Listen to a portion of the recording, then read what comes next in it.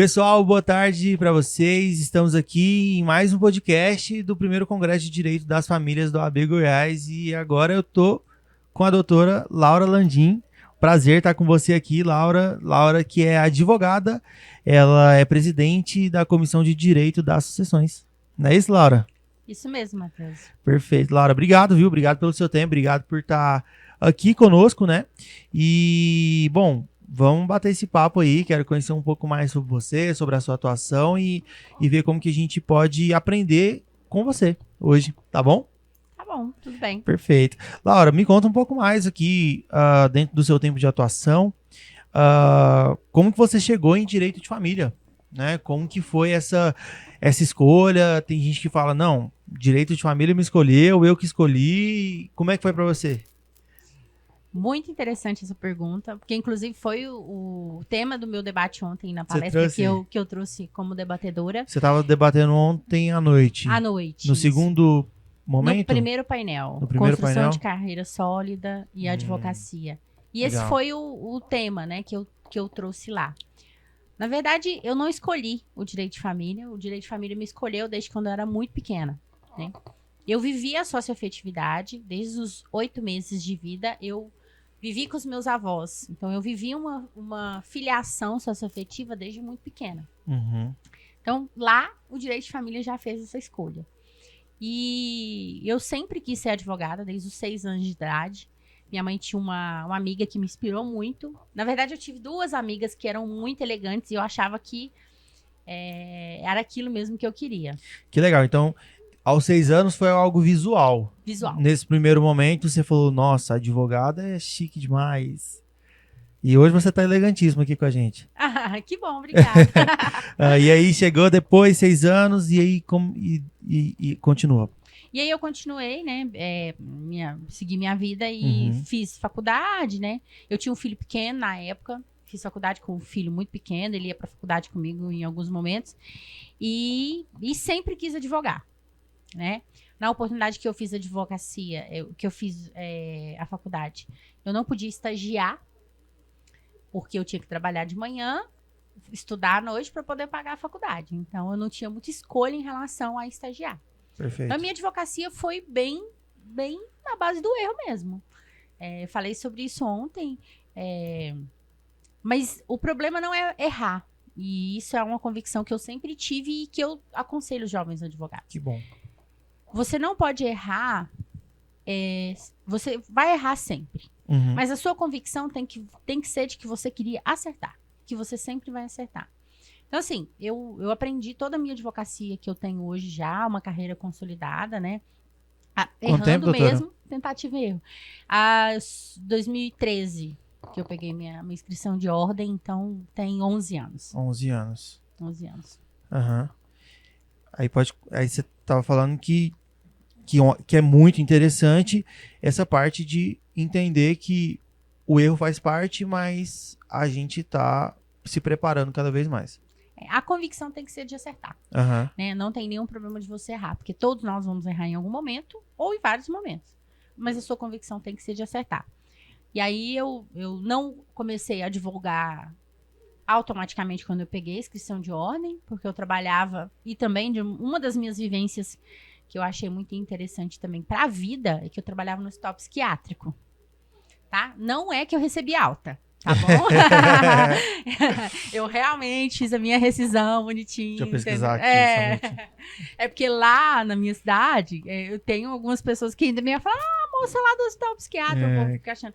Não recebi alta, eu realmente recebi minha rescisão e tal, então ficou 2 anos ainda. É uma vivência que, quando você trabalha num ambiente desse, você também se ressignifica. Eu imagino. Assim, você vê e assim, no hospital psiquiátrico que eu trabalhava em Anápolis, você vê pessoas miseráveis, com problemas seríssimos, e você vê pessoas de alto escalão. Então você vê que ali não tem muita diferença social. E tá todo mundo no mesmo nível, no né? mesmo nível. E aí eu trabalhei no serviço social. Então acaba que ali já foi me aflorando a questão do direito de família. Mas ainda assim eu tentei fazer outra área. Eu fiz uma especialização em direito do trabalho. Fiz 2 especializações, na verdade, em direito do trabalho, processo de trabalho, porque na época era a advocacia que eu via que ia dar um retorno mais rápido, né? E Antes da reforma. Aham. E aí eu fiz 2 anos e atuava exclusivamente nessa área. Mas por um convite também, eu comecei a presidir a Comissão de Direito das Famílias da minha subseção. E a partir daí... Que era em Anápolis. Que é em Anápolis. Gosto de Anápolis, hein? É? Você nasceu lá? Nasci lá. Lá é um Nascida e criada de lá. clima lá é diferente, hein? Tão diferente quanto Goiânia, não, mas tá diferente. E quando eu fui lá, falei, o quê? Eu quero ficar aqui.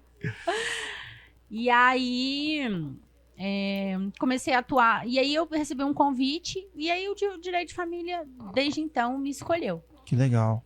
Porque faz muito sentido pra mim, né? Eu acredito muito na afetividade, no acolhimento das pessoas, né? Então, hoje, exclusivamente, eu atuo em família e sucessões. Isso é algo que eu tenho reparado, sabe? Assim, o pessoal que tem atuado na área, que tem convivido com o direito de família, é um pessoal que tem essa humanidade enraizada. Acho que faz muito sentido isso. Se você não é humano tocando uma outra alma humana, você não consegue advogar em família. É impossível. Tem reparado isso. E isso é muito bom para quem pretende advogar nessa área. Porque a inteligência artificial não vai alcançar os sentimentos das pessoas. A inteligência artificial não vai conseguir fazer uma petição de uma filiação socioafetiva. Não, se você jogar no chat GPT para fazer uma petição dessa, ele vai falar que você tá maluca, no mínimo. Né? Que você vai jogar lá que você quer um pedido de guarda para pet, um pedido de pensão para a pet, ele vai falar, olha, minha senhora, eu acho que você tá equivocada. Então, assim, é o direito que é claro que, inevitavelmente, a inteligência artificial vai alcançar, sim, mas eu acho que vai demorar mais. Uhum. Porque são almas humanas tratando de sentimentos humanos. E nós, de família e sucessão, essencialmente, a gente mexe na maior dor do ser humano. Ou você tá trabalhando num divórcio, em que a pessoa está no pior momento da vida dela, ou você está trabalhando num processo que envolve pensão alimentícia, que tem crianças que passam fome por ausência de pensão, ou a família perdeu um ente querido e precisa de processar um divórcio. Então, o inventário. Então, é a dor do ser humano. São as dores, né? Uma área muito sensível, né, doutor? Sensível. Tá. E aí, já deu para entender um pouco mais quem você é, só de você falar isso, né? Mas quando você saiu de uma área trabalhista, que tem muitos problemas também, né? E, credo. Mas e você chegou na área de família, a convite. Qual foi a maior dificuldade de adaptação nesse momento? Eu percebo dois momentos do direito de família. Um quando eu comecei e um pós-pandemia. A gente não pode negligenciar que a pandemia trouxe outra condição de vida para as pessoas. E isso também impacta no direito de família. Como? As pessoas hoje estão mais adoecidas. Concordo. Elas estão mais adoecidas. A gente teve grandes números de divórcios, né, que envolveram os próprios óbitos, né, os inventários e tal. E as pessoas estão mais adoecidas. As pessoas estão menos... Elas têm menos paciência do esperar. Eu acho que a gente ficou tão eminentemente com o risco de morte, com o risco de que a qualquer momento você não pode estar aqui, que as pessoas estão agindo dessa maneira. Uhum. Então, assim, você tem clientes hoje, exemplo, uma cliente me mandou uma mensagem, me ligou 2 vezes, uma nova cliente, eu não podia atender, falei, estou no congresso, te retorno no intervalo. Quando eu retornei para ela no intervalo, isso era uma questão de meia hora, não, já resolvi, já procurei outro advogado. Então, as pessoas não conseguem mais esperar, né? Eu acho que a pandemia trouxe também para o direito de família, né? Esse adoecimento, essa questão assim mais fragilizada. Perfeito. Interessante, eu nunca tinha parado para pensar nesse aspecto.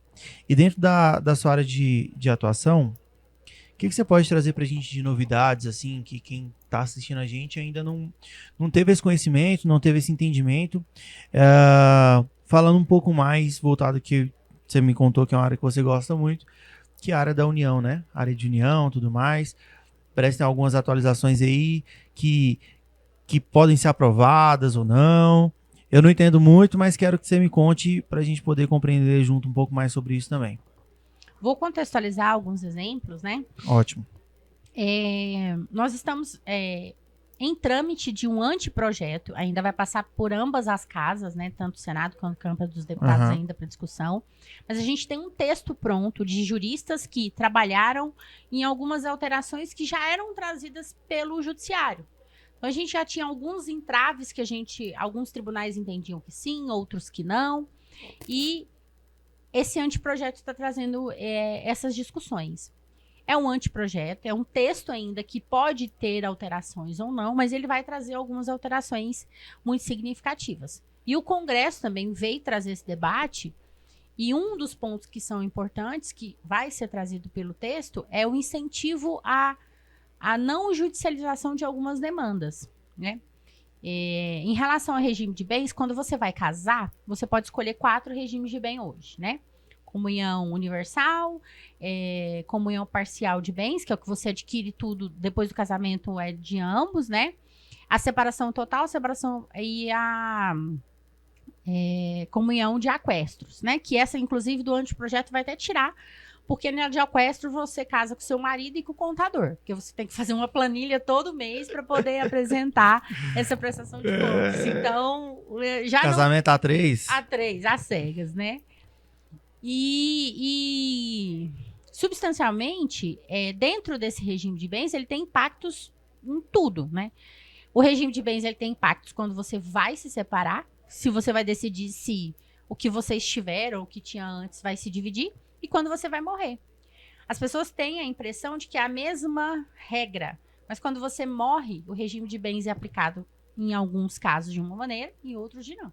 Certo. E o anteprojeto, o debate, né, o que as redes sociais trazem, alguns advogados, inclusive, trazem isso de maneira um pouco descontextualizada, é que o companheiro vai deixar de ser herdeiro, e isso vai trazer um prejuízo, porque hoje o companheiro é herdeiro. Certo. Você casou com a sua esposa, ela é herdeira do seu patrimônio, herdeira necessária.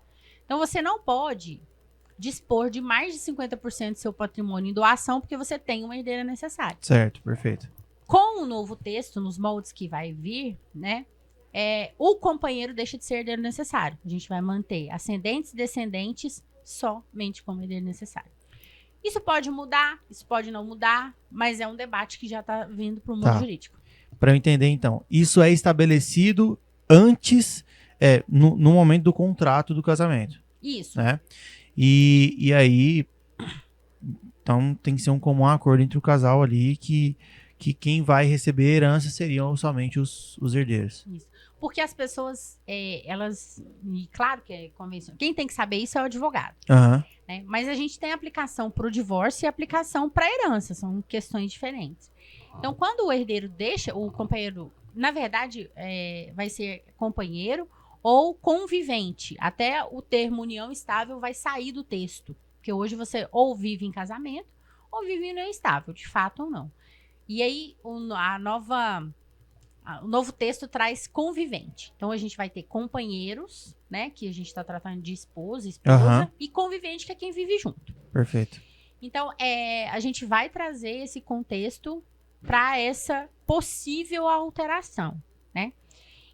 Nós temos também outras alterações que permitem você fazer um contrato pós-casamento, né? Isso vai estar disposto na lei. Então, por exemplo, se você tem um regime de bens que não permite você dividir com a sua companheira, mas eventualmente um bem específico vocês vão fazer de outra maneira, né? Você pode estipular algum contrato nesse sentido. Um outro exemplo que o professor deu ontem, né? Você pode casar, e aí lá daqui 2 anos você fala assim, vamos fazer um contrato de fidelidade mútua? Né, pra gente regular aqui, né, o anteprojeto traz essa possibilidade de você trazer contratos pós-casamento para regular algumas situações. Isso aí o cara, depois que ele ganhar na Mega Sena, ele vai querer fazer, né? Vai querer fazer. Entendi. Então, mas no seu ponto de vista, isso vai facilitar?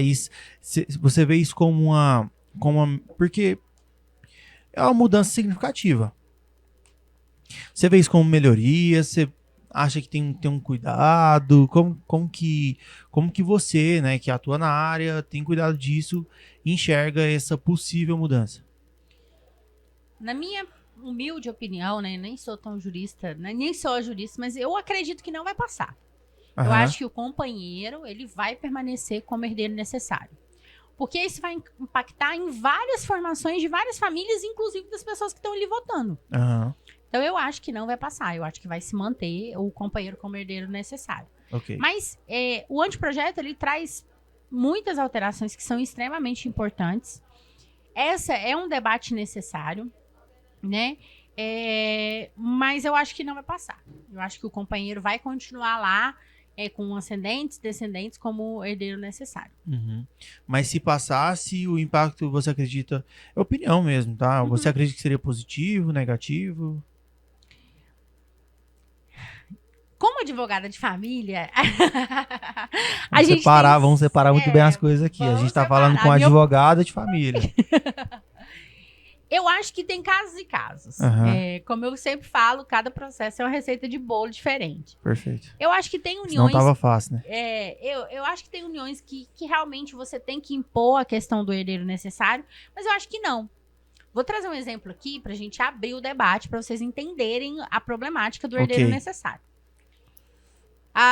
Um casal, eu não vou tratar de gênero, um casal viveu junto por 30 anos ali, casado.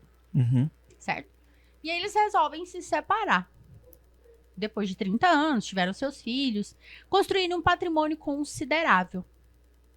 Tá? Algum dos personagens desse casal resolve constituir uma outra união com uma outra pessoa. Não fez a partilha, não regularizou seu divórcio, nem nada. E 2 meses depois, esse companheiro morre. Tá ficando complicada a equação aqui. Todo patrimônio que foi constituído na união anterior impõe que esse novo companheiro ou companheira, ele é herdeiro necessário. Então, ele entra nesse patrimônio que ele não constituiu. Entendi. Então, essa é a engrenagem que eles estão tentando encontrar essa equação. Entendi. Outro exemplo, esse companheiro sobrevivente, ele tem direito real de habitação hoje. Então, o que é esse bicho de direito real de habitação? Ele passou a viver na casa que foi constituída na união anterior, ele ou ela, e passou a viver nessa casa. Se o seu companheiro ou companheira morrer, esse novo companheiro de 2 meses, 6 meses, ele tem direito de morar ali enquanto vivo estiver. De um patrimônio que ele não constituiu, que às vezes tem herdeiros que precisam daquele patrimônio também.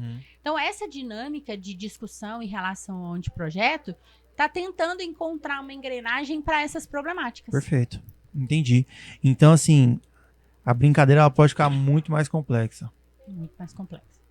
O direito de família ele é complexo por si só, né? Sim. Os seres humanos, eles mudam de um dia para o outro, sim, né? Sim. A gente pensar que os tribunais hoje estão discutindo guarda de pet, pensão alimentícia de pet, trisal, regulamentação de trisal. O direito de família contemporâneo traz a possibilidade de reconhecimento de uma filiação feita por inseminação caseira. Né? A gente tem já nos tribunais da possibilidade, por exemplo, de 2 mulheres que compram uma caneta com sêmen, inseminam e depois elas precisam da dupla maternidade para esse reconhecimento. Um exemplo hipotético, né? Então, o direito de família, você dorme hoje com uma dinâmica, amanhã você acorda com outra. Muito complexo. Muito complexo. Entendi. Graças a Deus.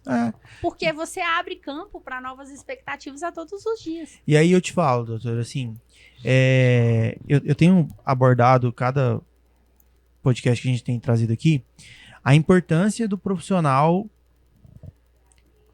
que vive essas atualizações, né?